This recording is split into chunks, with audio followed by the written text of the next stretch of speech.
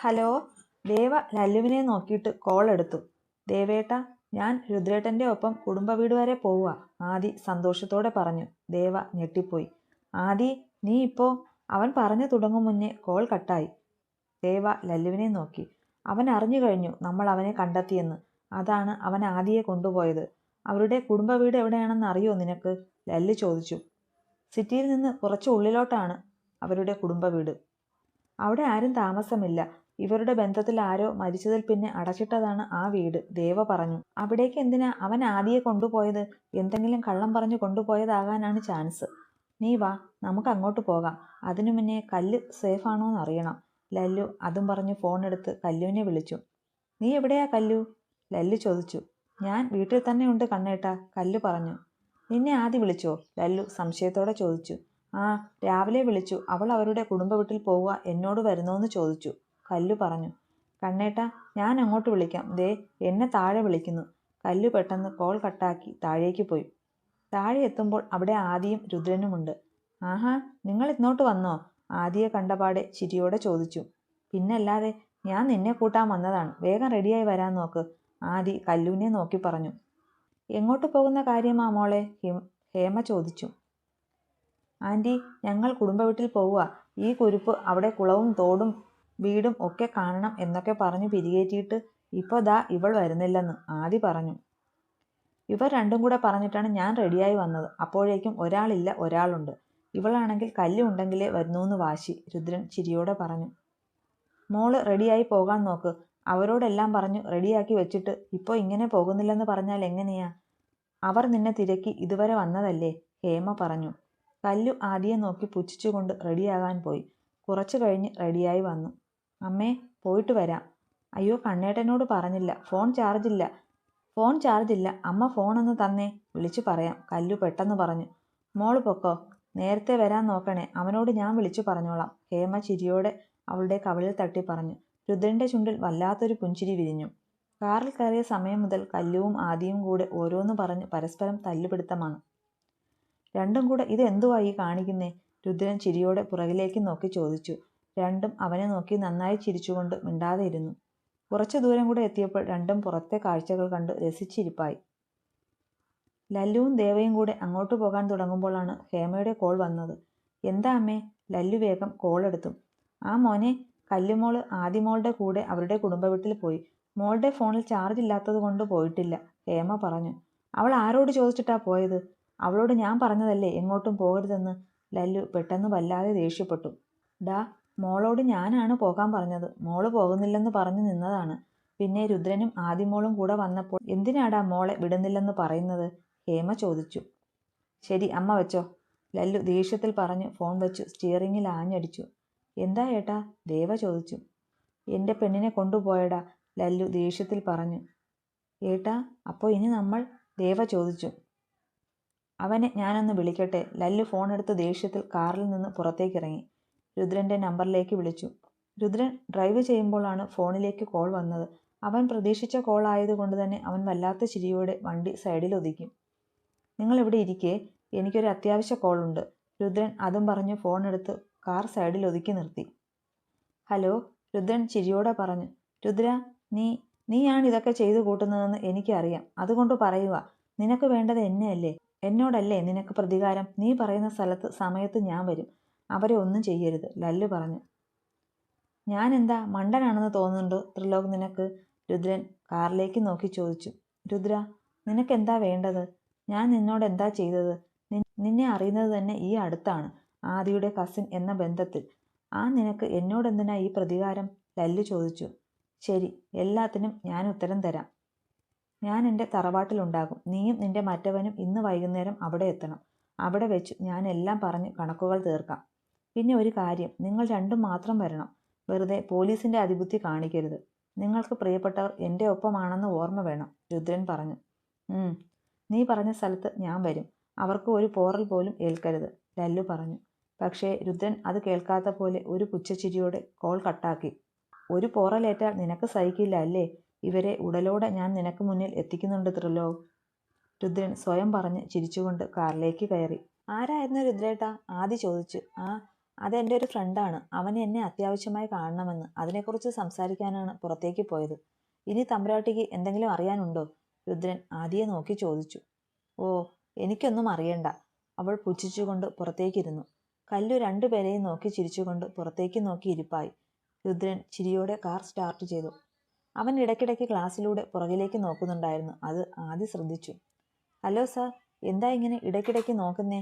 ഇതിൽ വല്ല ബോംബും വച്ചിട്ടുണ്ടോ? ആദി അവനെ ചൊറിയാൻ തുടങ്ങി. ഉണ്ട്, ഞാനൊരു ആറ്റം ബോംബിനെയാണ് ഇപ്പോൾ കൊണ്ടുപോകുന്നത് ഈ കാറിലിരുത്തി. അതുകൊണ്ട് ഇടയ്ക്കിടയ്ക്ക് നോക്കും. എന്തേ? രുദ്രൻ അവളെ പുച്ഛിച്ചുകൊണ്ട് പറഞ്ഞു. അതുകൂടെ കേട്ടതും പെണ്ണ് മുഖം വീർപ്പിച്ചിരിപ്പായി. പെട്ടെന്ന് കല്ല് ചുമയ്ക്കാൻ തുടങ്ങി. രുദ്രൻ അവന്റെ കയ്യിലിരുന്ന ബോട്ടിൽ അവൾക്ക് നീട്ടി. കുടിച്ചോ. രുദ്രൻ കൊടുത്ത വെള്ളത്തിൽ സംശയമൊന്നും തോന്നാത്തത് കൊണ്ട് കല്ലു അത് വാങ്ങി കുടിച്ചു. നിനക്ക് വേണോ? കല്ലു കുടിച്ചു കഴിഞ്ഞ് ആദിക്ക് നേരെ നീട്ടി. ഓ, എനിക്ക് വേണ്ട, നീ തന്നെ കുടിച്ചോ. ആദി അതും പറഞ്ഞ് രുദ്രനെ നോക്കി പുച്ഛിച്ചുകൊണ്ട് പുറത്തേക്ക് നോക്കിയിരുന്നു. രണ്ടിന്റെയും വഴക്ക് ഇതുവരെ കഴിഞ്ഞില്ലേ? കല്ലു ചിരിയോടെ ചോദിച്ചു. അതിന് രുദ്രൻ ഒന്ന് ചിരിക്കുക മാത്രം ചെയ്തു. കുറച്ചു കഴിഞ്ഞ് രുദ്രൻ തറവാട്ടിലെത്തി. അപ്പോഴേക്കും രണ്ടും ഉറക്കം പിടിച്ചിരുന്നു. ലല്ലു സ്പീഡിലാണ് ഡ്രൈവ് ചെയ്യുന്നത്. അവന്റെ മനസ്സിൽ എത്രയും പെട്ടെന്ന് കല്ലുവിനെ കണ്ടാൽ മതിയെന്നാണ്. ദേവ ലൊക്കേഷൻ പറഞ്ഞു കൊടുക്കുന്നുണ്ട് ലല്ലുവിന്. അവൻ എന്തിനാ നമ്മളോട് ഇത്രയും ദേഷ്യം? എനിക്ക് അവനെ നേരിട്ടൊരു പരിചയവുമില്ലായിരുന്നു. ഇപ്പോഴാ ഞാൻ അവനെ അറിയുന്നത് തന്നെ. എന്നിട്ടും അവൻ എന്തിനാണ് ഇത്ര പക എന്നോട്? ലല്ലു പറഞ്ഞു. എന്നോടുള്ള പക ആദിയെ അയാളിൽ നിന്ന് ഞാൻ അകറ്റിയെന്ന തെറ്റിദ്ധാരണയാകാം, ദേവ പറഞ്ഞു. ഇനി എത്ര കിലോമീറ്റർ ഉണ്ട് ദേവ അവിടെ എത്താൻ? ലല്ലു ചോദിച്ചു. ഇനി 1 കിലോമീറ്റർ കൂടിയുണ്ട് ഏട്ടാ, ദേവ ഫോണിലേക്ക് നോക്കി പറഞ്ഞു. പിന്നെ സ്ഥലം എത്തും വരെ രണ്ടുപേരിലും തികഞ്ഞ നിശബ്ദതയായിരുന്നു. അധികം വൈകാതെ തന്നെ പൊളിഞ്ഞു തുടങ്ങിയ ഒരു 4 കെട്ട് തറവാടിന് മുന്നിൽ ലല്ലുവിന്റെ കാർ നിന്നു. ആ തറവാടിന് മുന്നിൽ രുദ്രന്റെ കാർ കിടപ്പുണ്ടായിരുന്നു. ലല്ലുവും ദേവും ചുറ്റും ഒന്ന് നോക്കിയിട്ട് അകത്തേക്ക് കയറി. രുദ്രൻ അവരെ പ്രതീക്ഷിച്ച് എന്നതുപോലെ ഹാളിൽ തന്നെ ഇരിപ്പുണ്ട്. ആ, കറക്റ്റ് സമയത്ത് തന്നെ എത്തിയല്ലോ രണ്ടുപേരും, രുദ്രൻ പുച്ഛം നിറഞ്ഞ ചിരിയോടെ പറഞ്ഞു. ലല്ലുവിന്റെ ഉള്ളിൽ ദേഷ്യം നുരഞ്ഞു പൊന്തി. ദേവയുടെ അവസ്ഥയും മറിച്ചായിരുന്നില്ല. എങ്കിലും അവർ സ്വയം സമീപനം പാലിച്ചു. അവർ എവിടെ രുദ്ര? ഞങ്ങൾക്ക് അവരെ കാണണം, ലല്ലു പറഞ്ഞു. ഓ, ഭാര്യയെ കാണാൻ ഭർത്താവ് ഭയങ്കര തിടുക്കത്തിലാണല്ലോ. നീ പേടിക്കേണ്ട, അവരെ ഞാൻ ഒന്നും ചെയ്തിട്ടില്ല, ചെയ്യാൻ പോകുന്നേയുള്ളൂ, രുദ്രൻ പറഞ്ഞു. ക്ഷമയുടെ നെല്ലിപ്പലക കണ്ടിട്ട് നിൽക്കുക, ഞങ്ങളെ വെറുതെ പരീക്ഷിക്കരുത്, ദേവ പറഞ്ഞു. രുദ്രന്റെ മുഖം മാറി. അതുവരെ ചിരിയോടെ നിന്ന രുദ്രൻ വലിഞ്ഞു മുറുകിയ മുഖത്തോടെ വന്ന് ദേവയുടെ കവിളിൽ ആഞ്ഞടിച്ചു. പ്രതീക്ഷിക്കാത്ത നീക്കമായതുകൊണ്ട് രണ്ടുപേരും ഞെട്ടിപ്പോയി. ഡാ, ലല്ലു രുദ്രന്റെ അടുത്തേക്ക് പാഞ്ഞതും അവൻ കയ്യിലിരുന്ന ഗണ്ണെടുത്തു ദേവയ്ക്ക് നേരെ തിരിച്ചു. അറിയാലോ, മുന്നും മിന്നും നോക്കില്ല. ഞാനിവനെ നിന്റെ അനിയത്തി ചെയ്തതുപോലെ. ലല്ലു അടങ്ങി നിന്നു. പ്ലീസ് രുദ്ര, അവർ എവിടെ? എനിക്ക് അവരെ കാണണം. അത് കഴിഞ്ഞ് നീ പറയുന്ന എന്തും ചെയ്യാം, ലല്ലു പറഞ്ഞു. രുദ്രൻ ഒരു നിമിഷം ആലോചിച്ചു. ശരി, എൻ്റെ ഒപ്പം വാ. അതിബുദ്ധി കാണിക്കാൻ ശ്രമിച്ചാൽ. അതും പറഞ്ഞ് രുദ്രൻ ദേവനെ ഗൺ പോയിന്റിൽ വെച്ചുകൊണ്ടു പോയി അടഞ്ഞു കിടന്ന ഒരു മുറി തുറന്നു. 2 ചേറിലായി കെട്ടിയിട്ടേക്കുന്ന കല്ലുവും ലുക്കും രണ്ടുപേരുടെയും വാ മൂടി കെട്ടിയിട്ടുണ്ട്. ലല്ലു അടുത്തേക്ക് പോകാൻ നിന്നതും രുദ്രൻ തടഞ്ഞു. എങ്ങോട്ടായി ഈ ചാടിക്കേറി പോകുന്നേ? എനിക്ക് ചോദിക്കാനും പറയാനും ഉള്ളതൊക്കെ ആദ്യം കഴിയട്ടെ, ലല്ലുവിനെ പിറകിലേക്ക് തള്ളിക്കൊണ്ട് പറഞ്ഞു. ലല്ലു കല്ലുവിനെ നോക്കി. അവളുടെ മുഖത്ത് നിറഞ്ഞു നിൽക്കുന്ന ഭാവം എന്തെന്ന് അവന് മനസ്സിലാക്കാൻ കഴിഞ്ഞില്ല. രുദ്ര, ലല്ലു ദേഷ്യത്തിൽ വിളിച്ചു. രുദ്രൻ അവനെ പുച്ഛത്തിൽ നോക്കി. നിനക്കിപ്പോൾ വേണ്ട 3 ജീവനും എൻ്റെ കൈവേളയിലാണെന്ന കാര്യം നീ മറക്കരുത് ലല്ലു. അതുകൊണ്ട് നിന്റെ ദേഷ്യമൊക്കെ ഉള്ളിൽ വെക്കടാ. രുദ്രൻ അതും പറഞ്ഞ് കല്ലുവിനെയും ലുക്കുവിനെയും ഇട്ടിരുന്ന റൂം വലിച്ചടച്ചു. ലല്ലുവും ദേവയും പരസ്പരം നോക്കി. അപ്പോൾ നമുക്ക് കഥ പറഞ്ഞു തുടങ്ങാം. നിങ്ങളോട് എന്തിനാ എനിക്കിത്ര ദേഷ്യം? എന്തിനു വേണ്ടിയാണ് ഇതൊക്കെ ഞാൻ ചെയ്തു കൂട്ടിയത്? ഇതൊക്കെയാണ് നിങ്ങൾക്ക് അറിയേണ്ടത്, രുദ്രൻ പറഞ്ഞു. ലല്ലുവും ദേവയും അവനെ നോക്കി. കഥയ്ക്കധികം പഴക്കമൊന്നുമില്ല, ഒരു 5 വർഷത്തെ പഴക്കം. ആദ്യം ഞാൻ നിന്റെ കഥ പറയാം. കാരണം ഈ ലോകത്ത് രുദ്രന്റെ ഏറ്റവും വലിയ ശത്രു നീയാണ്. കോവിലകത്തെ ഇളയ സന്തതി സൂര്യദേവ്. ദേവയെ നോക്കി പല്ല് കടിച്ചുകൊണ്ട് രുദ്രൻ പറഞ്ഞു. ലല്ലുവും ദേവയും പരസ്പരം ഒന്നും മനസ്സിലാകാതെ നോക്കി. പക്ഷേ ആ കഥ പറയേണ്ട ആള് ഞാനല്ല, രുദ്രൻ ചിരിയോടെ പറഞ്ഞു. അപ്പോൾ ഞാനല്ലേ ആ കഥ പറയാൻ എന്തുകൊണ്ടും യോഗ്യതയുള്ള ആള്? ശബ്ദം കേട്ട് ദേവയും ലല്ലുവും ശബ്ദം കേട്ട ഭാഗത്തേക്ക് നോക്കി.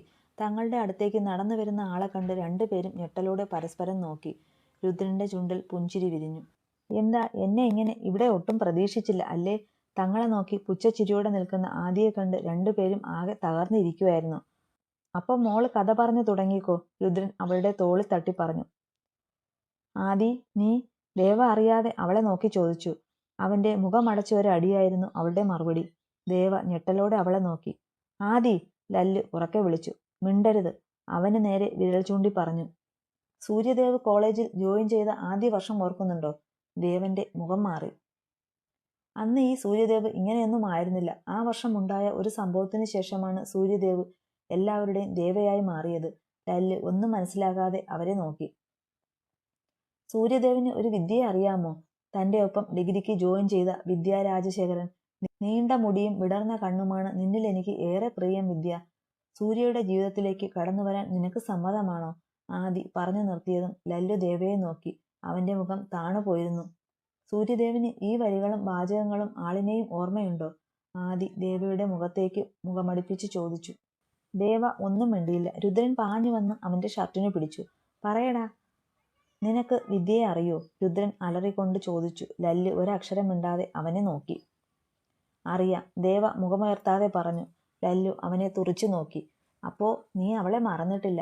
ആ വിദ്യ എന്റെ ആരാണെന്ന് അറിയോ നിനക്ക്? രുദ്രൻ അവന്റെ കഴുത്തിനു പിടിച്ച് ചോദിച്ചു. ദേവ അവനെ നോക്കി. എന്റെ പെങ്ങളാണ് അവൾ. എന്റെ കണ്ണനൊപ്പം ജനിച്ച എന്റെ സ്വന്തം പെങ്ങൾ. അവൾ ഇന്ന് എവിടെയാണെന്ന് അറിയോ നിനക്ക്? രുദ്രൻ ചോദിച്ചു. ദേവ തല താഴ്ത്തി. ആദി അവന്റെ അടുത്തേക്ക് വന്നു. സൂര്യദേവ് മറ്റേതാണ് മറിച്ചതാണ്, ഒരു തെറ്റും ചെയ്യാത്ത പുണ്യാളനാണ് എന്നല്ലേ പറയാറ്? അപ്പോ പറയ്, എന്റെ ചേച്ചി എവിടെ? അവനെ നോക്കി ചോദിച്ചു. ലല്ലു ഒരക്ഷരം മിണ്ടാനോ പ്രതികരിക്കാനോ ശ്രമിക്കാതെ അവരെ നോക്കി നിൽപ്പുണ്ട്. പറയടാ, എന്റെ വിദ്യേച്ചി എവിടെ? ആദി അവനെ നോക്കി അലറുകയായിരുന്നു. ദേവ ഒരു പൊട്ടിക്കരച്ചിലോടെ അവളുടെ കാലിൽ വീണു. അവളെ ഞാനല്ല. ആദി അവന്റെ നെഞ്ചിൽ ചവിട്ടി താഴേക്കിട്ടു. നീ അല്ലേടാ അവളോട് പ്രണയമാണ് കോപ്പാണെന്ന് പറഞ്ഞുകൊണ്ട് നടന്നു. അവസാനം ചവച്ചു തുപ്പി നിന്റെ മറ്റവന്മാർക്ക് ഇട്ടുകൊടുത്തു. ലല്ലു ഒരു ഞെട്ടലോടെ ദേവയെ നോക്കി. അവന്റെ കാതുകളെ വിശ്വസിക്കാനായില്ല. രുദ്രൻ ദേവയുടെ എടുത്തിട്ട് അവന്റെ ദേഷ്യം തീരും വരെ തല്ലി. ആദിയും ലല്ലുവും കാഴ്ചക്കാരെ പോലെ നോക്കി നിന്നതേയുള്ളൂ. ആദിയുടെ കണ്ണിൽ അവനോടുള്ള പക ആളിക്കത്തിക്കൊണ്ടേയിരുന്നു. ലല്ലുവിന്റെ ഉള്ളിൽ ഇനിയും എന്തൊക്കെയോ അറിയാൻ ഉണ്ടെന്ന ആകാംക്ഷയായിരുന്നു. പറയടാ, എങ്ങനെയാ എന്നെ വിദ്യ മരിച്ചത്? പറയാൻ.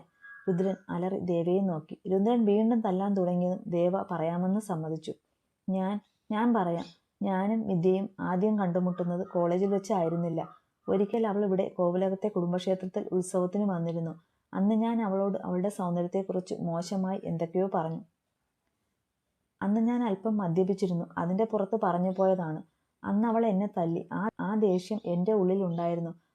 ആദ്യമായി ഒരു പെണ്ണ് എന്നെ തല്ലിയത് എന്റെ അഭിമാനത്തെ ചോദ്യം ചെയ്തു. അവളെ അന്ന് അവിടെ കണ്ടത്, പിന്നെ കണ്ടില്ല. കുറെ തിരഞ്ഞു, കിട്ടിയില്ല. ഒടുവിൽ അവൾ എന്റെ മുന്നിൽ തന്നെ വന്നു പെട്ടു, കോളേജിൽ വെച്ചു. ദേവ പറഞ്ഞു നിർത്തി ലല്ലുവിനെ നോക്കി. അവന്റെ മുഖത്തും ഇപ്പോൾ ദേഷ്യം നിറഞ്ഞു നിൽപ്പുണ്ട്. ആ പക എന്റെ മനസ്സിലുണ്ടായിരുന്നു. അതിന്റെ പേരിൽ തന്നെയായിരുന്നു ഞാൻ വിദ്യയെ പ്രപ്പോസ് ചെയ്ത്. ആദ്യം എതിർത്തുവെങ്കിലും പിന്നെ അവൾ എന്റെ പ്രണയം അംഗീകരിച്ചു. കോളേജിൽ അധികം ആർക്കും അറിയാത്ത പ്രണയം. അങ്ങനെയിരിക്കെ ഒരിക്കൽ ഞാൻ കിച്ചുവിന്റെ ഏട്ടനായ ശ്രാവണേട്ടന്റെ വീട്ടിൽ അവളെയും കൂട്ടിക്കൊണ്ടുപോയി. ലല്ലു ഞെട്ടിക്കൊണ്ട് ദേവയെ നോക്കി. ദേവ വീണ്ടും പറഞ്ഞു തുടങ്ങി. അന്ന് അവിടെ വെച്ച് ഞങ്ങൾക്കിടയിൽ ഫിസിക്കൽ റിലേഷൻ ഉണ്ടായി. പിന്നെയും പല പ്രാവശ്യം ഞങ്ങൾ അവിടെ പോയിരുന്നു. ഒരിക്കൽ ഞാനും വിദ്യയും തമ്മിലുണ്ടായ ചെറിയൊരു തർക്കം, അത് പരിധിക്കപ്പുറം പോയപ്പോൾ ഞാൻ പറഞ്ഞു അവളെ ഞാൻ പ്രതികാരത്തിന്റെ പുറത്ത് സ്നേഹിച്ചതാണെന്ന്. പക്ഷേ എനിക്കറിയില്ലായിരുന്നു ആ സമയം അവളുടെ വയറ്റിൽ ഞങ്ങളുടെ കുഞ്ഞുണ്ടായിരുന്നുവെന്ന്. ആദിയും ലല്ലുവും അവനെ ഞെട്ടിക്കൊണ്ട് നോക്കി. എന്നാൽ രുദ്രനിൽ വലിയ ഞെട്ടലൊന്നുമില്ലായിരുന്നു.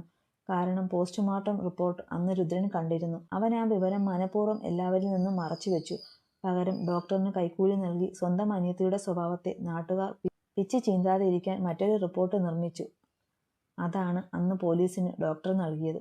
പക്ഷേ അവന്റെ വായിൽ നിന്ന് തന്നെ അവൻ ചെയ്ത തെറ്റുകൾ പുറത്തു വന്നു. ദേവ വീണ്ടും തുടർന്നു. ആ വാക്ക് തർക്കം കഴിഞ്ഞ് അവളും ഞാനും ഒരുപാട് നാൾ പരസ്പരം മിണ്ടാതെയിരുന്നു. ഏതാണ്ട് 2 മാസം. അവസാനം അവളെ ഞാൻ വീണ്ടും ആ വീട്ടിലേക്ക് വിളിച്ചു. അന്ന് ഞാൻ എനിക്ക് കാണാനായിരുന്നില്ല അവളെ വിളിച്ചത്. പകരം എൻ്റെ വീട്ടിൽ എനിക്ക് ഇങ്ങനെ അഷ്ടിക്ക് വകയില്ലാത്ത ഒരു പെണ്ണുമായി ബന്ധമുണ്ടെന്ന് ശ്രാവണേട്ടൻ പറയാതിരിക്കാൻ അയാൾക്ക് അവളെ കാണാനായിരുന്നു ഞാൻ വിളിച്ചു വരുത്തിയത്. പക്ഷേ ദേവ ബാക്കി പറയാതെ നിർത്തി.